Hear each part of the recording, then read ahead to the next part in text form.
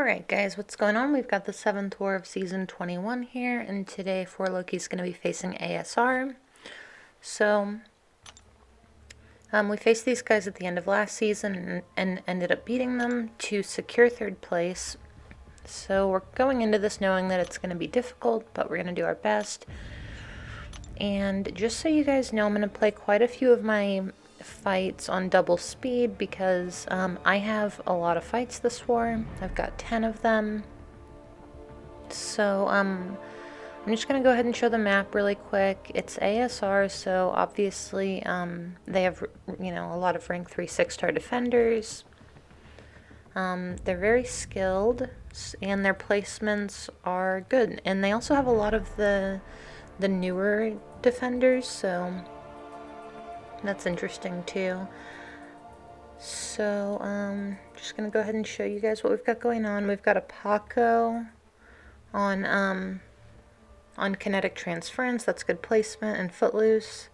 Mordo on Buffet, and Lionheart is actually good placement now because you can't use Void. Let's see here, and we've got Nick Fury. Instead of being on Path 5 in Section 1, he's on that Incinerate and Poison mini node. That's a rank 3 6-star, and then a rank 3 Killmonger boss. So, pretty interesting. They put Magic on Path 9 in Section 2, so she can't be quaked. Good placement there. So, yeah, I'm going to go ahead and choose my team here. And the team is going to be Omega Red, Sabretooth, and Quake. But I am going to play most of my Quake fights on double speed for you guys because I know that they can be long and boring to watch. And also, before I did anything with this video footage, it was like 36 minutes long, so I tried to take as much off as I could. It's going to be Path 1 in Section 1. And this is going to be Vigorous Assault and Arc Overload. So every single time that he starts regenerating, Mole Man, he's going to go unblockable. So just going to try to lock in my spores when he's not regenerating. This is pretty good placement because you can't hit into his block when he is regenerating because of his monster mass charges. He goes unstoppable and just crits you a bunch. So this placement does make sense. It is good. I was a little bit worried about this fight. I actually dueled a Mole Man because when I saw my war assignments, I was fairly convinced I was going to die to a couple of the fights. And so I just decided, instead of, you know, being worried about it, I was just going to duel for almost every fight that I do. So gonna go ahead and finish this fight with a special 3. Super easy. Finished that fight at almost full health. So moving on, this next node is going to be Masochism. This is a rank 5 5-star Terrax. And it's Masochism and Indomitable. So the Masochism node itself doesn't give a ton of regeneration, which is really nice. So we're going to use Quake for this fight. And since this is not a defensive defender, I can do full dex style. I don't have to do the parry style quaking. So there we go. Just going to fully dex everything. And this is a fight that I went ahead and decided to speed up, so it's on double speed. So with Quake, as long as you duel the champion that you're going to be quaking ahead of time, unless you're really familiar with their animations. The biggest thing is you want to know what the 4th light attack looks like, and you want to know what the 2nd medium attack looks like. That's how you avoid the extra dashbacks. And I still do a lot of extra dashbacks from time to time, but you can see there, that fight was like 1 minute and 10 seconds, not too bad at all. And now we're going to be taking this rank 3 6-star Dr. Doom. And this has the strike counter fury node on it. Dr. Doom is a stubborn defender or a defensive defender, so I have to play this fight parry style. I can't use dexterity against him or he will go indestructible. So I'm running half suicides for this fight. just the bleed, because poison mitigates all regeneration effects by quite a bit. So I think like 30%. So I don't want the poison on me. That's how you lose a bunch of health in the fight. So you can see here, it does kind of gimp my my damage a little bit to not have full suicides on, but it's not a big deal. Still got that fight down. Gonna throw a potion into Quake here, and then I actually, for this next fight, I don't show it here, but Taters reminded me in the in-game chat to remove dexterity for this fight. This is gonna be a, I guess just a rank 2 ManThing. He is stubborn, and this is the power snack node. So this is gonna be a parry style fight again. And if you remove dexterity, you can still evade him. I just did there. I just evaded him against the wall. You don't need dexterity to get out of the way of his heavy attack if you make a mistake. So this is just a very long fight, and it's a long fight because of backup recovery. Once he gets below 50%, he's going to regenerate. You can see here, all the way back up to 71, and it would have been higher if he hadn't been under the effect of concussion and aftershocks. So yeah, luckily he doesn't hit as hard through the block as Dr. Doom does, so I'm not going to lose quite as much health in this fight as I did in the first fight, but it's just really long. And this is good placement for ManThing, unless, you know, somebody brings a Quake. And even with Quake, it can get kind of risky. So you can see here, I let off the heavy. I thought that would finish him, but it didn't. He's still at 2% health. So just going to parry a couple more times, and he'll go down. So pretty easy there. And then you can see I was about to go into this fight, and Legacy reminded me to turn dexterity back on for Korg. So I definitely would have forgotten and not turned it back on if it hadn't been for that reminder. So I appreciate the in-game reminders. And this is going to be rank 3 6-star. I'm checking his SIG level here. And this is going to be Mix Master and Aggression Prowess and Power Focus 1. So here, it's just medium, light, medium, parry, heavy, medium, light, medium, and just kind of repeat the process. So this fight, I'm pretty used to it now. The trick is keeping his prowesses down, and you can see here that I will be in a hard block. I won't be, you know, standing open or anything, and if he has a lot of prowess, he will just throw them, he will just throw a special directly into my block. Like, it doesn't matter if I'm open or if he thinks he can hit me with it. And it happens a couple times during this fight, so it's a little bit annoying, but I'm not too concerned. I've done this fight enough times to where, I mean, obviously there's always going to be some risk in a fight like this. It's a difficult fight because it's really easy to mess up. It's not very forgiving. All it takes is like 1 or 2 mistakes, and you can really be in a lot of trouble with this fight. So here we go. I'm kind of waiting because I know that when I do a medium attack, he's going to evade, and finally I just have to go ahead and do it. So he's at 10 spores right now. There, once again, I was blocking. That's like 6,000 damage directly into the block, and I'll finish with a heavy. So far this war, we have not gotten hit. Not taken a single hit yet this war. It's going really well. I haven't had to use very many items. So this is going to be Path 3 in Section 2. And this is the node that basically causes you to bleed every time that you hit the defender if they have an armor up buff. So Omega Red with the Coagulate Mastery on is perfect for this fight. And generally people place, I think the only reason people place him here, place a Colossus here, is maybe as like a Corvus trap. But most people at this point know that Corvus won't work for this fight, so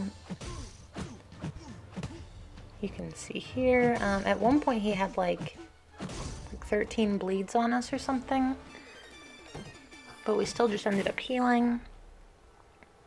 And then this is going to be an Elsa Bloodstone. And it's explosive personality and enhanced armor up. And it's just a rank 5 5-star, so I'm not like overly concerned about this fight. She can shrug non-damaging debuffs after a pretty short amount of time, but Omega Red's Death Spores pretty much bypass that.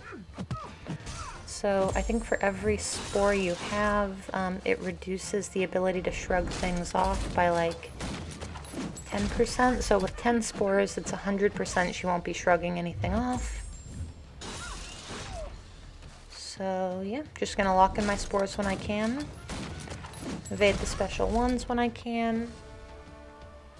And that'll be that. So we're gonna move up. I'm gonna go right here, and I'm actually gonna take this Weapon X mini boss. It's just a rank 2 6-star. It's not a rank 3 or anything like that. But regardless of its rank, he is still a very unforgiving defender. So I'm gonna be going in here with Quake. Still just got the half suicides on. And yeah, so pretty much the fight starts out and it's a normal Quake fight. You're gonna get one set of aftershocks in where he's not unblockable, but after the first set, generally speaking, he will be unblockable for the remainder of the fight. And when he's unblockable, when he's in his frenzy mode, he's also a lot more aggressive, so there's pretty much no time to breathe in the corner. And he's stun immune too, so when your aftershocks expire, or when they detonate on him, he's not going to be stunned.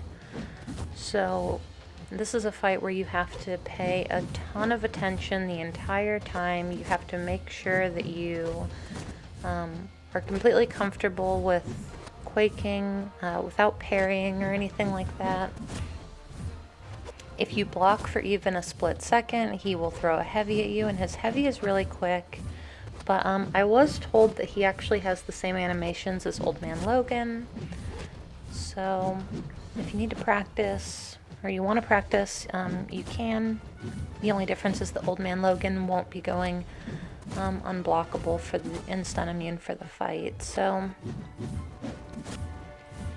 you can see here we're just going, and I think at this point I looked at his health bar because I was feeling like the fight should be pretty close to being over. And it's obviously not, so got him down about 3/4 of the way. But at this point in the war, I was also feeling pretty good. There was one fight that I was worried about, and I'll be taking that fight next. But in this fight, I was not super concerned. So here we go. One more set of aftershock should do it. He's at 5% right now. You can see he's getting really aggressive, or remaining aggressive, and then he's going to go down. So we're going to move over now to our next fight. This is going to be a rank 3 6-star Nick Fury on the Poison and Incinerate node. This node also enhances its debilitate, so the debuff effects will last even longer if you do get like an Incinerate on you. I've taken Nick Fury on Path 9 in Section 1, and I was okay, but I could also stun him there, and he had a lot less health. So this fight, though, the beginning of it is actually going to go really well. So I'm just going to wait out the special one. Now he's in the poison phase. I'm going to go ahead and lock in my spores even when I don't have very many, because I'm trying to block hit him and just kind of keep him around 10 spores. So while he has the Incinerate phase up, I keep getting a bunch of good intercepts in, but I don't want to hit him too much. I don't want to end up with a bunch of Incinerates on me. So got another pretty good intercept there. Another one.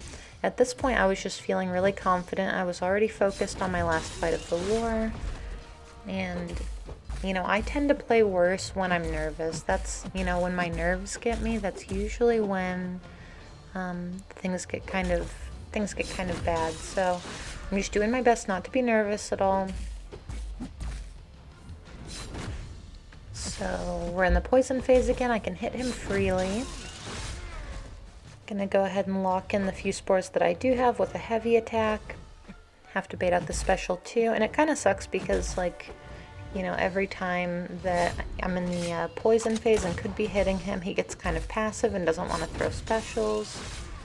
So, but you can see too that if you just have one incinerate on you, you know, it's not going to do too much damage. So we're back in the poison phase. Trying to bait out a heavy, lock in a couple of spores here. Bait out the special 2 again. Got to take a blocked hit here to get stubborn off of me. And you can see that I'm actually getting, oh wait, no, that's not yet. Hold on. So yeah, he's at 9 spores now. I'm going to hold this in. There we go. He just went into his second life. I'm still looking pretty healthy. I wanted to top up a little bit though with those 10 spores because I know that the block damage is going to get a lot more substantial during this phase. So I'm just trying to be careful, and you can see at this point during this phase I'm actually getting off some reparries. Not every time, but I have been practicing that. So here I'm going to go ahead and try to bait out the special 2. You can see there. So I'm not intercepting anymore, but I am trying to get some reparries off to mitigate block damage. I'm going to go ahead and lock in the spores here. It's just 7 of them, but it's still a pretty good amount. And you'll notice too that up until this point in the war, and this wasn't intentional, I have not thrown a single special 2. I've only thrown special 3s. And I'm primarily doing that to try to save on some potions. But that will come into play in my last fight of the war, so you can see here, I'm going to go in, just going to hit him one more time. So I did finish that fight. I was at 25% health, and a lot of that was just block damage. I think I could do that better next time. And then for our last fight of the war, this is going to be a rank 3 6-star Killmonger. And I was not worried about this fight at all. We've seen this placement one other time, and a Corvus went in, and you know, there was some discussion between me and Dream, and I personally thought Omega was better. I didn't feel particularly concerned about that, about this fight, and I was looking forward to the opportunity to prove him wrong. So let's see what happens here. So I intentionally blocked the back end of that special 2. I wanted to keep my spores up. Got a pretty good intercept there. And I'm going to go ahead and use the special 3. And I'm just doing this to top up any sort of chip damage. And also make it so that I can keep a few spores on him for as long as possible without having to trigger stubborn and like bait out special attacks. So you can see there, we have him locked in at 10 spores, which does, you know, decent damage. So here I'm just trying to bait out a heavy attack. I got one there. Gonna go ahead and lock in the spores. I didn't like the spacing the first time. So here we go. Reverberation is down. Gonna lock him in again, so, and then again just healing up chip damage. So this fight is definitely going my way. I do have mutant special boosts on, so my special 3s are doing a little bit more damage. And any opportunity I get, I'm gonna try to lock in my spores. So here we go. And then this is where it gets kind of dicey. So I'm trying to bait out a heavy attack. And he's just doing 5-hit combos into my block like the entire time. So took a hit there. Got an intercept, but it doesn't matter because I literally am just trying to like lock in my spores. That's all I'm concerned about right now. I'm going to throw my first special 2 of the war here. And that one goes fine, making sure that he's not going to go unstoppable. So now he's actually doing a little bit better than I am as far as health goes. The AI looks like it's back on track though. You know, I'm not having any big issues. Got a really good intercept there. Block the first part of the special 2 here. Gonna go ahead and try to lock in spores again. So you can see we're kind of neck and neck right now. Got another good intercept. Gonna throw the special 3 and try to heal a little bit. He is beating me in health right now. I took a couple of hits with the reverberation up. Right, I did a couple hits with the reverberation up. But this will heal me a little bit. You can see it's about 10% for each time that I throw the special 3. So I'm gonna go ahead and lock in my spores here. Gonna hit into him a little bit. Get a good intercept, and now I'm gonna throw my special 2. It connects. All the tentacles hit, and then he blocks midway through and kills me. So it was a perfect war right up until that moment. And then I had some connection issues. So yeah, super disappointing. I did confirm that is a bug. I made a ticket and everything like that, but so that really sucked. You can see here, I thought Dreamin' was going into finish. So I did end up getting a platinum card, first ever platinum card for this war. I was really proud of it regardless of the death. And we did actually end up losing this war. We gave up quite a few deaths in the beginning, and then they gave up a few at the end, but at that point we had already let it go a little bit too much. So yeah, so in my opinion, I had a really good war. I apologize for the length of it. The ending of it did suck. It would have been really nice to have, 10 almost perfect fights. I didn't take a single hit until that Killmonger fight. But yeah, either way, thank you guys so much for watching, and I will see you in the next video.